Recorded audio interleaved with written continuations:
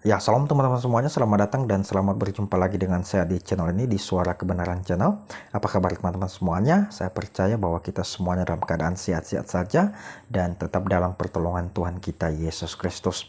Amin. Nah, teman-teman semuanya, pada kesempatan ini saya akan berbagi satu kesaksian yang sungguh luar biasa sekali, di mana kesaksian ini datang dari seorang pemuda yang berlatar belakang beragama Islam dan masuk dalam kelompok ormas yang kita kenal pada saat ini sangat familiar, yaitu PA212, di mana kelompok ini beberapa tahun yang lalu mereka melakukan demo berjilid-jilid, demo besar-besaran menuntut pemerintah supaya apa? Supaya Ahok bisa dipenjara karena kasus penistaan agama.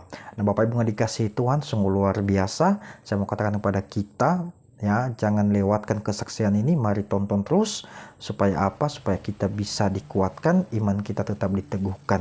Ya, saudara kita ini sungguh luar biasa, puji Tuhan, dia bisa menerima Yesus sebagai juru selamat di dalam kehidupannya. Nah, teman-teman semuanya, seperti apa kesaksian dari saudara kita ini? Jangan kemana-mana, marilah kita saksikan video yang berikut ini.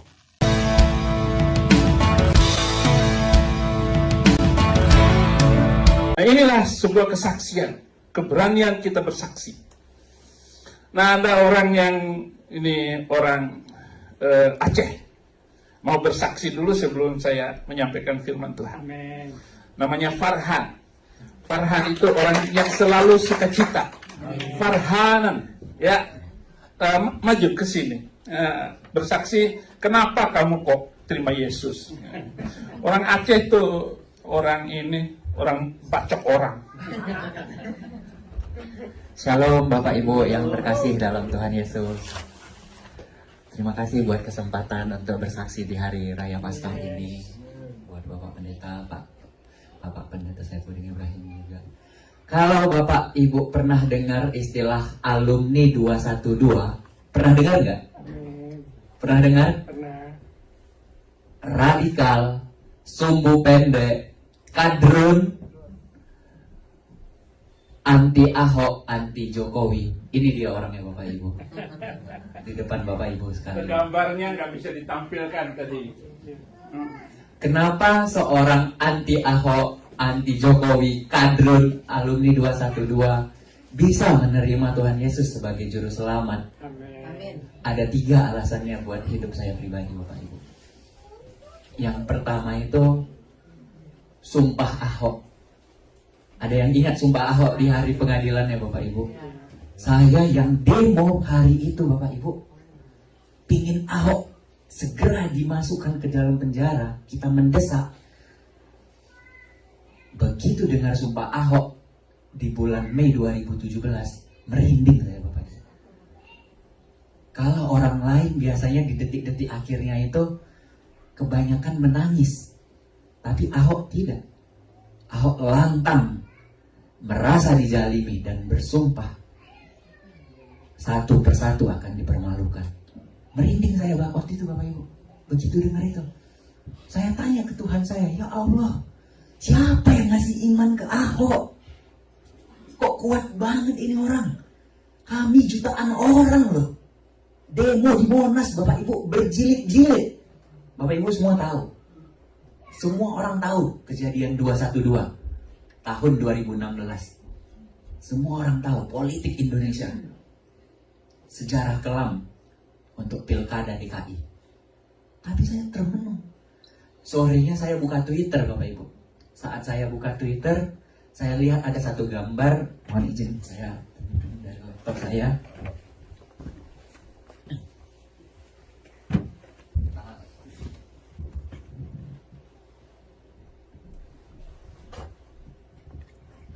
Gambar ini Bapak Ibu, mohon maaf. Ada yang pernah lihat gambar ini sebelumnya? Belum pernah ya? Ini Ahok bersama Tuhan Yesus. Foto ini viral di sosial media Twitter. Kenapa Twitter? Karena Twitter sampai hari ini masih membahas tentang politik-politik yang terhangat.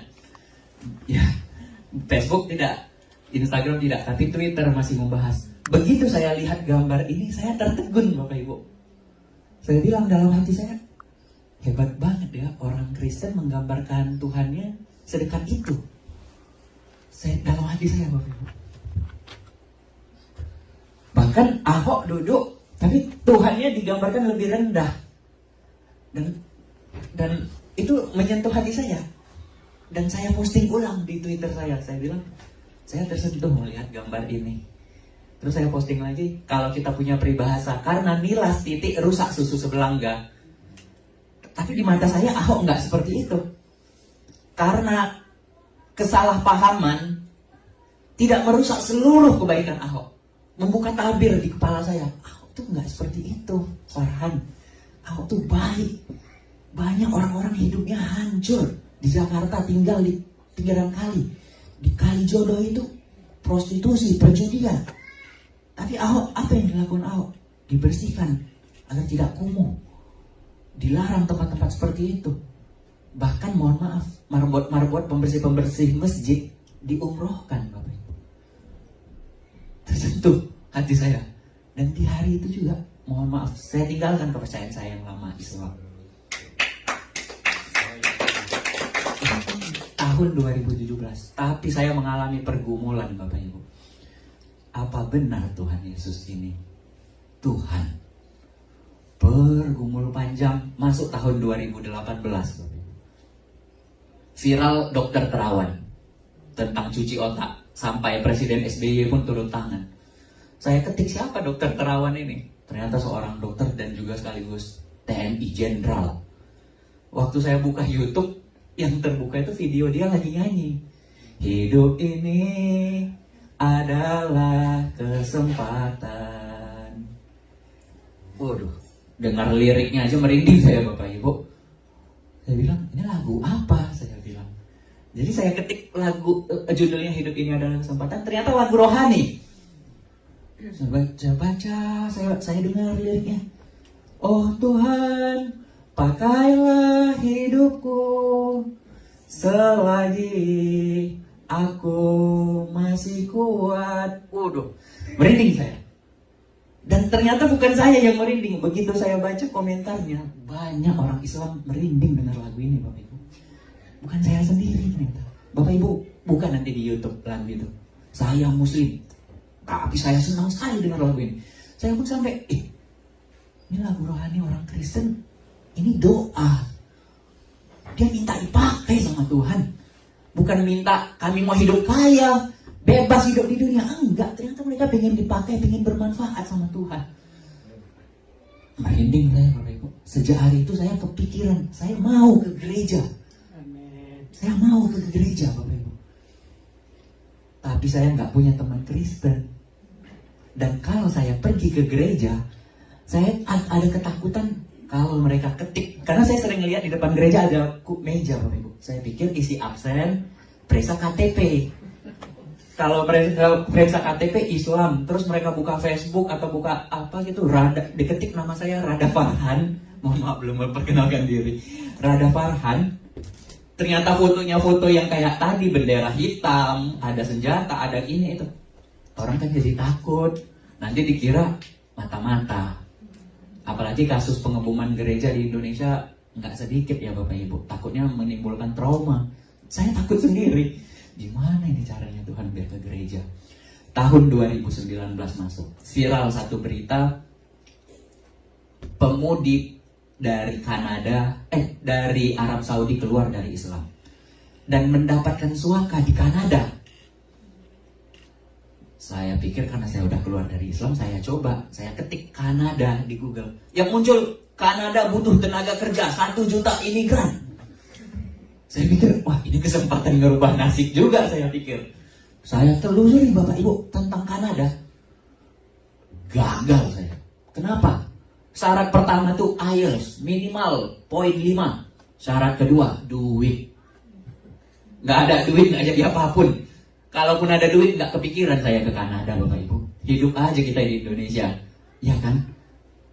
Nyerah saya. Tapi saya tiba-tiba dipertemukan dengan orang yang mau ke Kanada, Bapak Ibu. Ternyata mereka orang Kristen. Sehingga satu waktu mereka tanya, Farhan, agama kamu apa?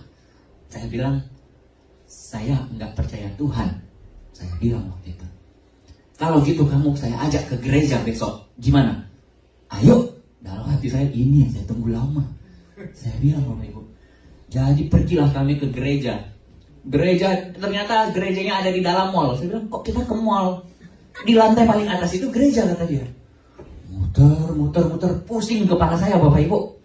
Pusing, naik mobil pusing. Tapi begitu masuk gereja, hilang pusing saya. Kenapa, Bapak Ibu? Ceweknya cantik-cantik. Iya, ceweknya cantik-cantik. Waduh, hilang pusing saya, langsung ke kamar mandi. Sama kayak waktu kesini, tadi saya nggak langsung masuk ruangan, kamar mandi dulu. Kaca bersih, ya kan? Baru kita cari. Begitu dengar, oh gini ternyata orang Kristen memuji Tuhan, beribadah, menyembah Tuhan. Mereka putar yang banyak banget lagunya, Bapak Ibu. Salah satunya tadi, Bless the Lord of my soul, Matt Redman, 10,000 Reasons. Itu lagu yang saya dengar pertama di gereja, di mall itu, Bapak Ibu. Yang kedua, lagu Sungguh Indah. Sungguh indah yang kau pikirkan tentangku. Saya waktu dengar itu saya bilang, masa sih? Saya bilang, masa sih Tuhan orang Kristen memikirkan hamba-hambanya sampai hamba-hambanya tuh menangis, Bapak Ibu, dengar lagu itu. Saya ngeliat, ada apa ini? Ada apa ini? Lalu saya dengar khotbahnya. Khotbahnya, mohon maaf ya, Abi Saibuddin Ibrahim. Kalau khotbah kita kan kita nggak boleh ngobrol ya dalam khotbah. Tapi di gereja seperti motivasi. Bilang sebelah kiri kanan Anda, maju terus bro. Semangat terus bro. Kaget saya Pak Pendeta digitu-gituin. Maju terus bro. Oh iya maju. Semangat terus. Waduh apa nih? Terus pendetanya bilang, ada mujizat, ada pemulihan, ada kesembuhan, ada pelepasan. Apa ini saya bilang? Ada apa ini di gereja? Tapi begitu doa Bapak Ibu. Doa orang Kristen panjang. Dari harga bahan pokok, polisi, tentara, orang-orang kerja di rumah sakit, petani, sampai Presiden Jokowi juga didoain di gereja. Tertegun saya. Yang lebih bikin tertegun, Wakil Presiden Ma'arif Amin didoain. Wakil Presiden itu tokoh Islam banget, Bapak Ibu, ketua MUI, mantan ketua MUI. Waduh, orang Kristen doain orang Islam sampai sebegitunya. Saya nggak pernah dalam sejarah saya beragama sebelumnya mendoakan orang Kristen, Bapak Ibu. Tapi orang Kristen doain. Di kesempatan itu saya bilang, kalau memang Tuhan Yesus ada, kasih saya visa Amerika. Saya akan jadi pengikut Kristus. Saya gituin Bapak Ibu, gereja. Dan hari ini saya bawa paspor saya, Bapak Ibu. Paspor saya ini kosong, Bapak Ibu. Enggak pernah keluar negeri sama sekali. Ini boleh nanti kita buka lembar-lembarannya. Ini langsung visa Amerika. Nggak ada stempel negara lain, Bapak Ibu. Single. Umur waktu itu saya ngajuin 2020. Pertanyaannya 3. Kamu single? Iya. Pernah keluar negeri? Amerika yang pertama saya bilang. Padahal belum diterima, tapi saya sontak gitu. Yang ketiga waktu itu negara lain udah lockdown Bapak Ibu. China, Eropa udah lockdown duluan daripada Indonesia. Saya dapatnya 2 Maret 2020. Kasih saya bilang, dapat. Ini, congrats, paspor ditahan, kertas putih dikasih. Kaget saya. Saya bilang, Tuhan, saya mau dibaptis. Saya ingat tantangan saya. Dulu saya bilang tantangan, sekarang saya bilang doa, maaf Tuhan, saya nantang dulu. Begitu mau ke gereja, lockdown Bapak Ibu.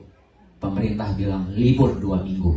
Ternyata 2 tahun lebih saya nggak dipanggil-panggil kerja sampai hari ini Bapak Ibu. Dan permasalahannya saya nggak ada ongkos Bapak Ibu ke Amerika. Nggak ada ongkos, nggak ada duit. Uang di rekening saya itu rekening koran, hanya 4 juta rupiah Bapak Ibu. Nggak ada ongkos. Saya buka lowongan kerja Amerika di Facebook grup lowongan kerja gitu. Saya buka, saya bilang ke orang-orang, saya punya visa Amerika tapi nggak ada ongkos. Saya punya visa Amerika nggak ada ongkos. Bisa nggak ongkosin saya? Nanti sistemnya potong gaji. 1 tahun 2 bulan Bapak Ibu baru dapat. Langsung saya diongkosin orang Denver Bapak Ibu. Begitu saya tahu orang Denver yang ngongkosin, kami saling kenal, ternyata yang ngongkosin orang Kristen. Sampai saya bilang, aduh Tuhan, lemas kaki saya Bapak Ibu. Ini siapa yang rencanain? Saya bilang, 1 tahun 2 bulan saya hubungin semua orang. Saya mohon maaf, keluarga kurang mampu Bapak Ibu. Orang tua saya guru honorer. Saya bilang, siapa yang rencanain Tuhan? Begitu sampai Denver tahun 2021 bulan Mei. Jadi bulan depan ini saya 2 tahun Bapak Ibu di Amerika. Begitu sampai Denver saya langsung ke gereja dan dibaptis.